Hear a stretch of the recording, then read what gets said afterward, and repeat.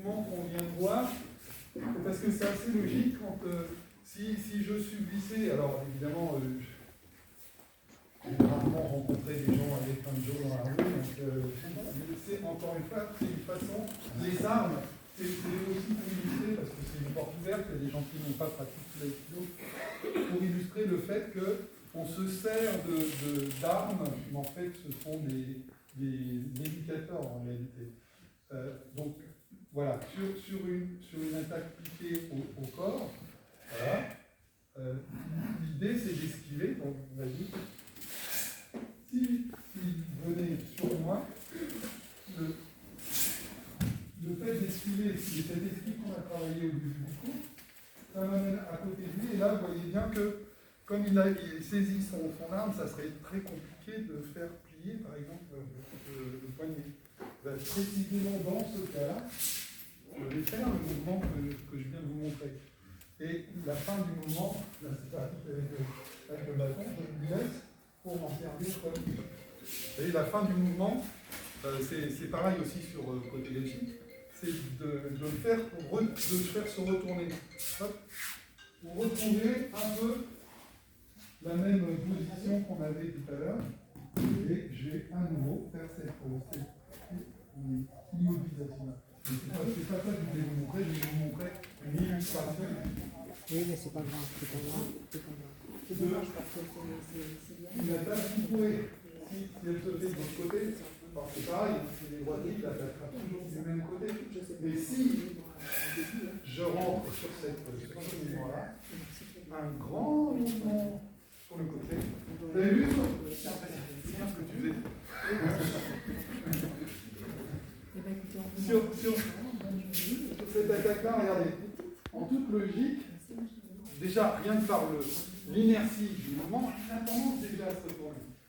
C'est pour ça qu'il ne faut pas perdre de temps pour aller très rapidement sur ce mouvement-là. Et vous voyez, il se tourne naturellement vers l'avant. Donc, vous ne le ferez pas, hein, mais la chute sur cette projection, c'est ça. Boum. Il fait le tour de son poignet en fait.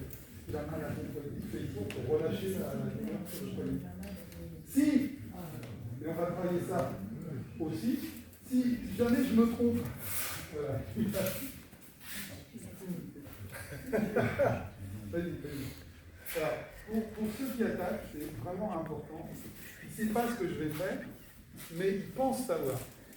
Donc, une des choses que je peux faire sur cette attaque, un des risques, c'est de blesser l'autre, comme on va travailler avec le jeu juste quelques instants. Quand vous faites cette technique, vous travaillez doucement, au ralenti, les paumes de main vers le sol, et quand vous frappez bien la personne au centre du corps. C'est ça le mouvement. Le mouvement, c'est tac, c'est trop. Et il faut vraiment attaquer son centre. Même si vous pensez savoir que s'il a l'intention de faire, c'est de venir ici, et donc pour l'aider, vous faites ça, pas de bol, il va aller dans l'autre sens, et là vous allez le toucher et lui faire mal. Ok? C'est pareil pour les attaques. Les attaques, si je l'attaque, il enseigne, il sait ce qu'il fait. Si je l'attaque comme ça, il sait ce qu'il va faire. Il va faire une technique, n'importe laquelle. Mais si pour l'aider, pensant qu'il vient de ce côté-là, en fait, un grand mouvement comme ça, puis pas de bol, il avait l'intention de faire une autre technique, je lui fracasse le crâne. Donc, c'est pour ça qu'on ne travaille pas les armes tout de suite. Il faut vraiment être très prudent avec ça.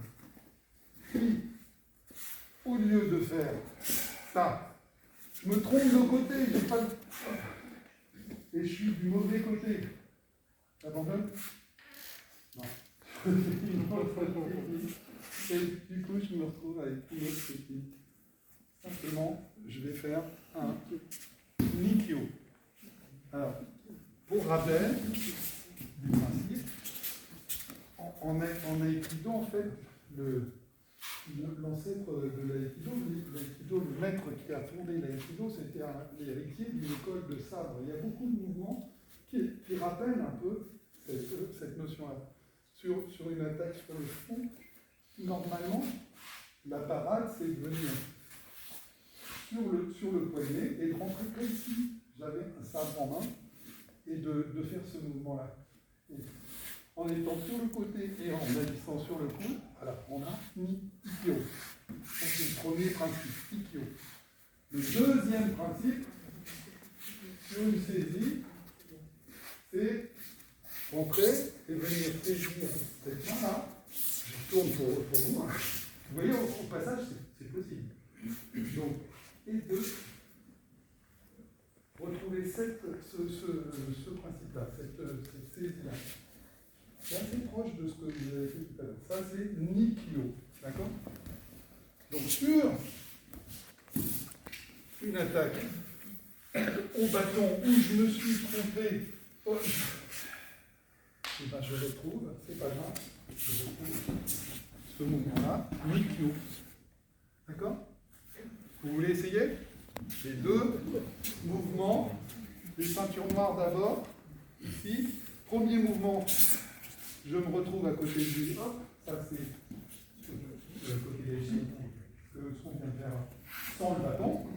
Et puis, sur une entrée différente, si j'arrive à esquiver le bâton, vous rentrez et vous faites très attention parce que sur cette technique-là, vous risquez de le frapper ou de lui faire mal avec le bâton.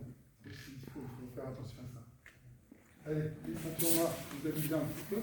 Et comme ça montre aux autres qu'on peut faire aussi.